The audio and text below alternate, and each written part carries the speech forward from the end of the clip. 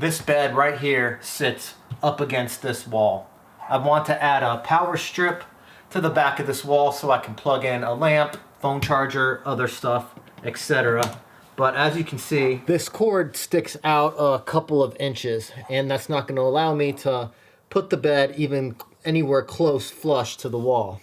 So let's fix that by installing a recessed outlet. I know it's a receptacle, but the box says outlet. Let's jump right in.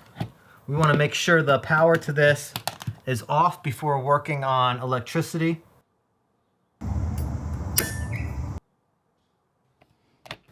With the power off, we can remove the receptacle faceplate by loosening the two flathead screws, then removing the faceplate from the wall. Then remove the receptacle from the receptacle box by loosening both screws, one on the bottom, one on the top. With both of the screws loose, you can pull out the receptacle to remove it from the box. I noticed that this receptacle was hooked up pretty crappy. The ground screw wasn't even secured to the screw. I was just able to pull it out. Although backstabbing receptacles is allowed and is within code, it's a lazy way of hooking up receptacles, and I will not be doing this when hooking up the new one. I need a little bit more wire so I can make a nice 180-degree loop, as I will be hooking these wires up to the side screws on the recessed receptacle. I'm going to tighten down the bottom screw on this all the way, then hook up my line voltage, the black wire, to the gold screw. I want the loop and the wire going the same way that I'm going to be tightening the screw.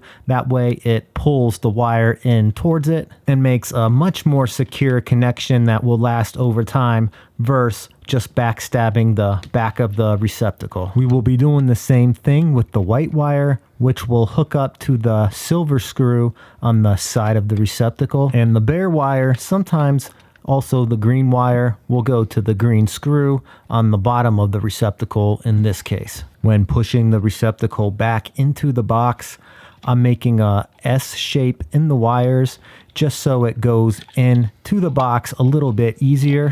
Line up the holes, tighten the screws on the top and the bottom until they are flush with the wall. Line the screws up vertically so it looks nice.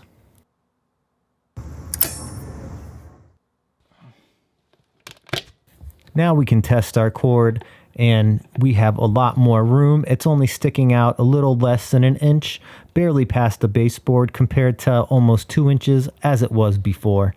Now this bed can be pushed just about flush with the wall. These recessed receptacles are also used commonly on TV installations. Check the link in the description if you want to get one for your home.